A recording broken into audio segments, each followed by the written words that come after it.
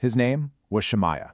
And to really truly grasp his wisdom, you have to understand his life story, because it is absolutely incredible and it shaped every single word he ever taught. Okay, so picture this scene. It's Yom Kippur, the holiest day of the year. The high priest finishes the sacred service and walks out of the temple. There's this massive crowd waiting to escort him home, as a sign of respect. But then they see two other men, the sages Shemaya and Avdalyon. And in this just stunning moment, the entire crowd turns its back on the high priest and starts following the sages instead.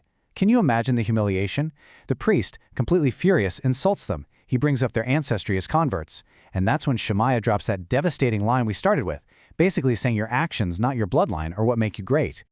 So who was this Shemaya? Well, he was the Nasi, the president of the Sanhedrin. We're talking the spiritual leader of the entire Jewish people. And yet, he was a descendant of converts. In fact, tradition holds that his ancestor was none other than Sancherib, the Assyrian king who once tried to wipe Jerusalem off the map. Just let that sink in for a second. The man entrusted with the nation's spiritual soul came from the lineage of its greatest enemy. It perfectly illustrates this core Jewish idea that your past doesn't define you, your choices do.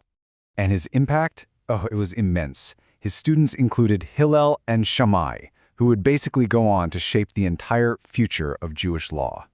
There's this famous story about Hillel who was so poor he couldn't afford the small entrance fee to Shammai's study hall. One freezing night, he climbs up on the roof just to listen through a skylight and is found the next morning nearly frozen to death. When Shammai and his partner Avdalyon found him, they immediately abolished the fee for everyone, forever. That tells you everything you need to know about the kind of leader he was. Okay, so that's the man.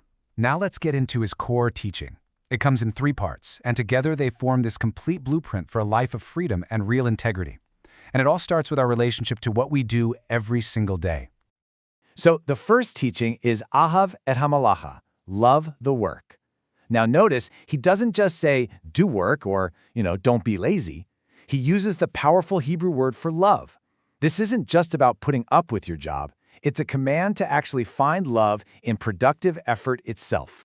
So why this huge emphasis on love? Because the alternative is just so dangerous. The sages warn that idleness leads to this state they call shisham. It's a word that means so much more than just boredom. It's a kind of mental and moral rot that just sets in when we have nothing productive to do. Work isn't just for a paycheck. It's literally essential for a healthy soul. This idea is captured so perfectly in the Talmud. It teaches that any honest labor, no matter how dirty or menial you think it is, has way more dignity than having to depend on others just because of your pride. The point isn't about getting rich. It's about the inherent dignity of being self-sufficient.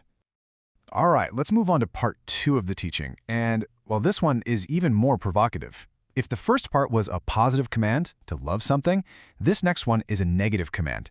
It's about hating something. Usna et harabanut, which means hate lordship. And again, just look at the strength of that word, hate. Shemaya is not mincing words here. He is issuing a very, very stark warning about the nature of power.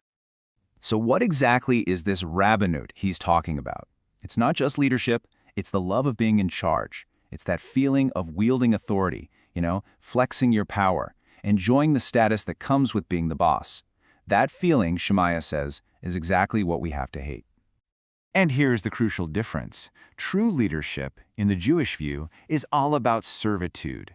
It's about mercy, humility, responsibility. It's a burden you carry for other people. Lordship is the exact opposite.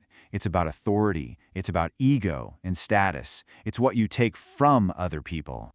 This quote from another great sage, Rabban Gamliel, just says it all. When he appointed new leaders, he made it crystal clear. You think I'm giving you power? No. I'm sentencing you to a life of service. This is the ideal that Shemaya is fighting for. So why such a strong word like hate for lordship? Because the Talmud gives this absolutely chilling warning.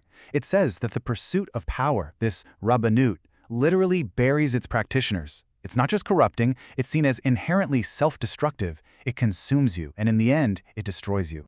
And all of this leads us directly to the final and most absolute part of Shemaya's teaching.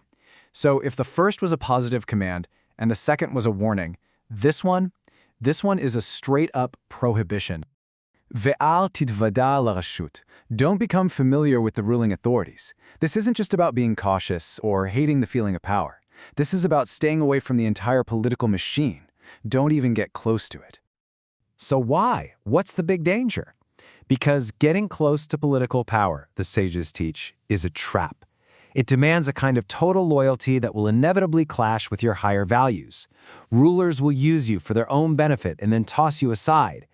That kind of proximity to unchecked power, it just eats away at your faith and your integrity until there's nothing left.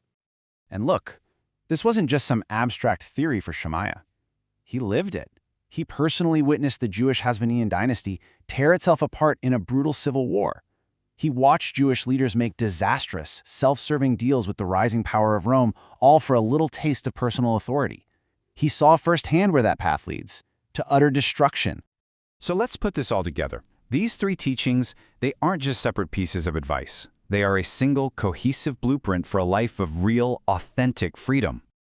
It's really a three-step formula. Loving your work makes you financially independent, so you don't need favors from anyone. Hating lordship keeps your character intact, so you're not tempted by status or ego. And avoiding political power ensures that your independence and your character are never compromised. See how each step protects the next? And this is so unbelievably relevant for us right now. In a world that's obsessed with passive income and retiring at 30, Shemaya reminds us that the work itself has value. In a culture that's driven by fancy titles in the corner office, he reminds us that true leadership is reluctant service. And in an age of intense political pressure, he reminds us that our ultimate freedom comes from not being beholden to any powerful person or institution. When you really boil it all down, Shemaya is giving us the very definition of a free person. It's someone whose worth comes from what they do, not the power they wield over others. It's someone whose integrity is their own, paid for by their own honest labor. So this ancient teaching leaves us with a very modern and a very personal question. It defines freedom not by your status or your influence, but by your actions and your integrity. So the question for each and every one of us is, what productive, meaningful work will you choose to love today?